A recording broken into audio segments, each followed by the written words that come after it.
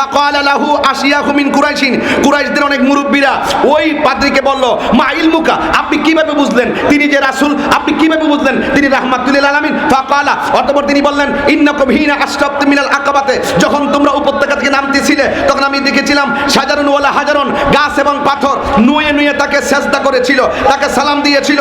ইল্লা খররা সাজেদান, তারা সেজদাকারী ছিল। ওয়ালা ইয়াসজুদান ইল্লা লিন্নাবিয়্যিন, নবী ছাড়া গাছ এবং পাথর কাউকে সালাম করে না।